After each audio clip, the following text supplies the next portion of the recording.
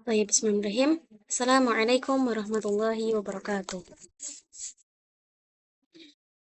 Saat kita bicara tentang masa depan bangsa, pendidikan adalah kuncinya. Namun, bagaimana posisi pendidikan Islam di tengah struktur negara? Hari ini, kita akan membedah perbandingan menarik antara Turki dengan sejarah sekularismenya yang unik dan Indonesia dengan semangat keberagamannya. Kami akan menjelaskan sedikit mengenai pendidikan Islam dan negara, yaitu komparatif antara Turki dan Indonesia.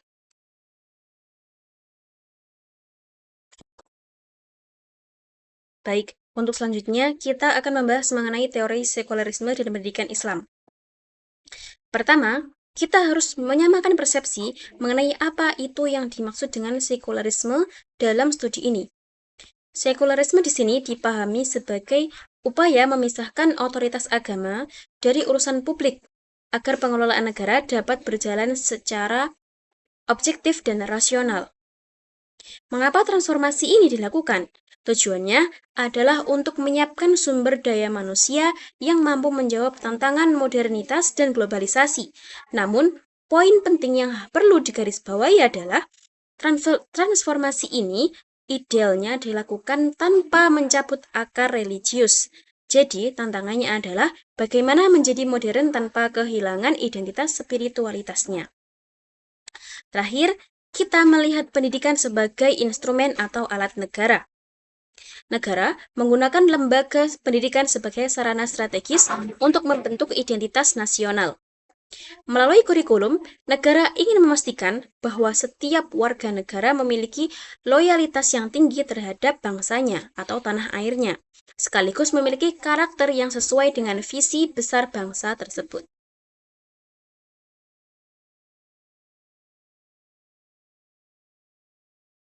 Baik, untuk yang selanjutnya kita akan membahas mengenai lahirnya Republik dan Kemalisme di Turki. Untuk memahami pendidikan di Turki, kita harus menengok ke masa di mana runtuhnya Kekaisaran Turki Utsmani. Peristiwa ini menjadi titik balik besar yang memicu lahirnya sistem republik. Perubahan ini bukan sekedar pergantian kekuasaan, melainkan pergeseran paradigma dari sistem tradisional ke arah yang mengutamakan rasionalitas ilmiah sebagai fondasi bernegara. Perubahan tersebut dipandu oleh ideologi yang disebut Kemalisme, yang diambil dari nama Mustafa Kemal Atatürk. Ada dua pilar penting atau utama dalam ideologi yang mempengaruhi pendidikan ini, yaitu sekularisme dan nasionalisme Turki modern. Visi yang paling radikal dari masa ini adalah pemindahan otoritas pendidikan. Jika sebelumnya pendidikan banyak dikelola oleh para ulama melalui institusi tradisional seperti madrasah, di bawah republik, otoritas tersebut digeser sepenuhnya ke tangan negara.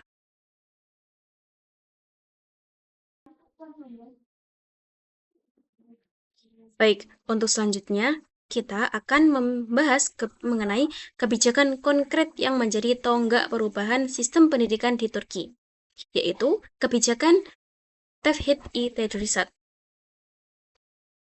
Yang pertama adalah unifikasi atau penghapusan dualisme. Langkah pertama dan paling mendasar dari kebijakan ini adalah unifikasi atau penyatuan sistem pendidikan. Sebelum kebijakan ini lahir, Turki mengalami dualisme pendidikan, di mana sekolah sekuler modern dan sekolah agama tradisional atau madrasah berjalan masing-masing. Dengan Tevhid-i-Tedrisat, dualisme ini dihapus untuk memastikan tidak ada lagi kesenjangan ideologi antar lulusan sekolah di Turki. Kemudian selanjutnya adalah sentralisasi. Seluruh lembaga pendidikan di Turki tanpa terkecuali wajib tunduk dan berada di bawah otoritas tunggal, yaitu Kementerian Pendidikan Nasional. Hal ini bertujuan agar negara memiliki kontrol penuh terhadap kurikulum, standar pengajaran, dan memastikan bahwa visi nasionalisme dapat ditanamkan secara seragam di seluruh pelosok negeri. Kemudian, kebijakan ini juga membawa konsekuensi yang sangat luas dan yang sangat tegas, yaitu pelarangan atau penutupan madrasah tradisional. Selain itu, terjadi perubahan besar dalam kurikulum formal dengan penghapusan bahasa Arab. Langkah ini diambil sebagai bagian dari upaya sekularisasi dan pemurnian identitas Turki modern, guna memutus pengaruh budaya luar yang dianggap menghambat kemajuan rasionalitas bangsa. Baik, di slide keempat ini kita akan membahas mengenai respon dan dampak dari kebijakan sekularisasi pendidikan di Turki. Kebijakan radikal yang kita bahas sebelumnya membawa dampak yang sangat besar, yaitu terjadinya keterputusan warisan intelektual Islam di Turki. Ketika madrasah ditutup dan aksara Arab dihapus, generasi muda Turki sempat kehilangan akses langsung terhadap teks-teks klasik dan tradisi keilmuan Islam yang telah berakar selama berabad-abad. Namun, negara menyadari bahwa kebutuhan masyarakat akan tenaga ahli keagamaan tidak bisa dihilangkan begitu saja. Sebagai bentuk adaptasi, pemerintah kemudian mendirikan Sekolah Imam Khatib. Sekolah ini dirancang sebagai institusi pendidikan menengah yang mencampurkan kurikulum umum dengan pendidikan agama. Kemudian, yang selanjutnya, penting untuk dipahami bahwa pendidikan agama di sekolah ini memiliki karakter yang berbeda dari madrasah tradisional. Pendidikan agama telah direduksi menjadi urusan moral personal saja. Seluruh materinya disusun dalam format yang sudah terintegrasi dengan ideologi negara.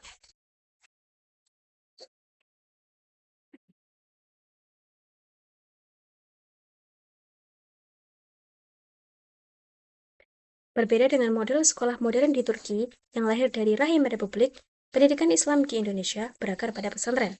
Pesantren adalah institusi pendidikan tertua di Indonesia yang berfungsi bukan hanya sebagai tempat belajar, tetapi sebagai pusat dakwah. Keunikan utamanya terletak pada proses akulturasi Islam dengan budaya lokal. Secara etimologi, istilah santri sendiri memiliki makna yang mendalam. Penggunaan istilah ini mencerminkan adanya kesinambungan tradisi intelektual yang panjang. Hal ini menunjukkan bahwa sistem pendidikan kita tidak lahir dari ruang hampa, melainkan hasil dari evolusi keilmuan yang dijaga secara turun-temurun oleh para kiai dan santrinya.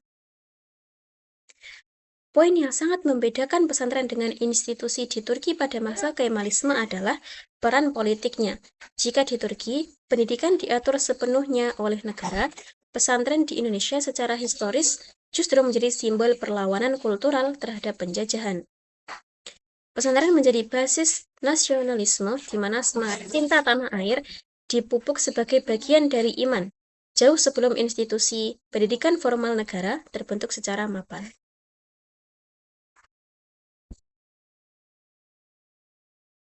Baik, untuk selanjutnya kita akan membahas mengenai dinamika pesantren di negara bangsa.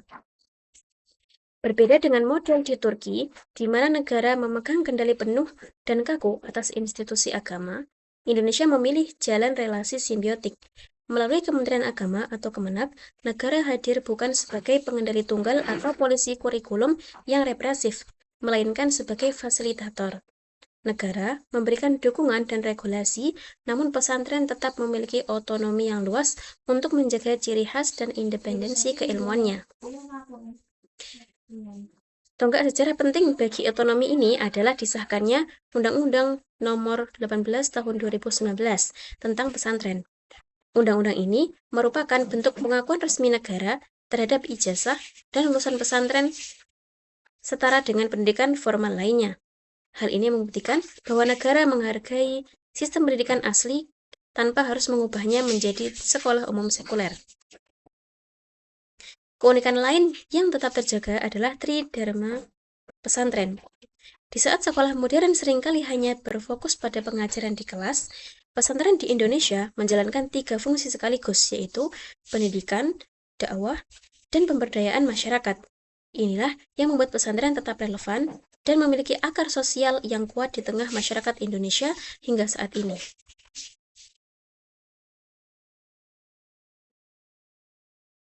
Baik, pada slide ini, kita akan membahas struktur formal dan payung hukum yang menaungi pendidikan Islam di Indonesia saat ini. Dalam struktur pemerintahan kita, kebijakan teknis dan pembinaan pendidikan Islam berada di bawah otoritas Direktorat Jenderal Pendidikan Islam atau disingkat menjadi Dirjen Pendis.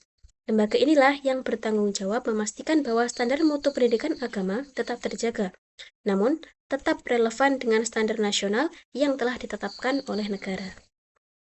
Menariknya, di Indonesia kita mengenal bentuk dualisme kelembagaan.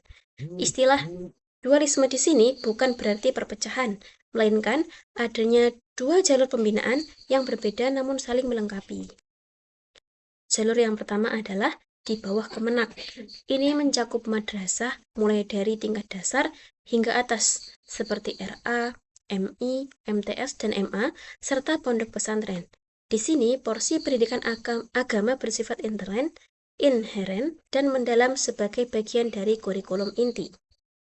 Kemudian jalur kedua adalah di bawah Kemendikbud. Munculnya sekolah Islam terpadu seperti SDIT, SMPIT, dan SMIT. Sekolah-sekolah ini mengikuti standar nasional Kemendikbud, namun mengintegrasikan nilai-nilai Islam ke dalam aktivitas harian dan kurikulum tambahannya. Baiklah, sekarang kita akan membahas mengenai klasifikasi pesantren di Indonesia. Bagian ini menjelaskan bagaimana pesantren tetap mempertahankan jati dirinya sambil beradaptasi dengan kebutuhan zaman. Di sini, pesantren diklasifikasikan menjadi 3 macam. Yang pertama adalah pesantren muadalah. Pertama, kita mengenal model muadalah dulu. Pesantren tipe ini memiliki otonomi kurikulum penuh. Artinya, kiai dan pengasuh memiliki wewenang mutlak dalam menentukan materi ajar. Namun, poin istimewanya adalah negara memberikan pengakuan resmi melalui ijazah yang diakui setara dengan pendidikan formal lainnya. Jadi, santri lulusan muadalah bisa melanjutkan ke jenjang perguruan tinggi manapun tanpa hambatan administrasi. Kemudian, yang kedua adalah model khalafi atau pesantren modern. Pesantren ini cenderung sangat adaptif dengan struktur pendidikan masa kini. Mereka telah mengadopsi sistem klasikal seperti sekolah formal, mengintegrasikan kurikulum nasional, dan memberikan penekanan kuat pada penguasaan bahasa asing, terutama bahasa Arab dan bahasa Inggris. Ini adalah upaya pesantren untuk mencetak santri yang mahir agama sekaligus kompetitif secara global. Kemudian yang terakhir adalah model salafi atau tradisional. Fokus utama model ini adalah menjaga kemurnian transmisi keilmuan Islam melalui kajian kitab kuning. Metode pengajaran pun sangat khas dan personal, yaitu melalui metode sorogan atau bendungan. Meskipun terlihat sangat tradisional, pesantren inilah yang menjadi penjaga gawang tradisi intelektual Islam klasik di Indonesia agar tidak lekang oleh waktu. Baik, pada slide ini kita akan membahas inti dari seluruh perbandingan pendidikan Islam antara Turki dan Indonesia. Sebagai poin sintesis atau kesimpulan umum, kita belajar bahwa kedaulatan sebuah negara modern tidak harus dengan menghilangkan nilai-nilai spiritualitas masyarakatnya. Kunci keberhasilan pembangunan pendidikan terletak pada bagaimana kebijakan negara dapat berjalan selaras dengan aspirasi religius yang hidup di tengah masyarakat itu. Jika kebijakan negara terlalu jauh meninggalkan akar religius, maka akan terjadi keterputusan identitas. Namun, jika keduanya bersinergi, maka stabilitas nasional akan lebih terjaga. Dalam studi komparasi ini, kita melihat keberhasilan model Indonesia yang cukup unik. Indonesia terbukti unggul dalam menjaga otonomi dan keragaman institusi seperti pesantren. Negara tidak memaksakan unifikasi kaku seperti model Turki masa lalu, melainkan memberikan pengakuan formal yang memungkinkan tradisi asli tetap hidup berdampingan dengan tuntunan zaman modern. Menatap masa depan, tantangan kita bukan lagi sekedar integrasi kurikulum, melainkan digitalisasi.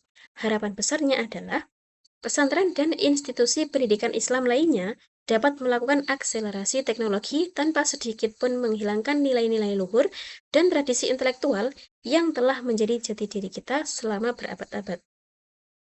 Demikian presentasi saya mengenai perbandingan pendidikan Islam dan negara antara Turki dan Indonesia. Semoga wawasan ini memberikan kita perspektif baru tentang bagaimana merawat identitas di tengah arus modernitas. Terima kasih. Wassalamualaikum warahmatullahi wabarakatuh.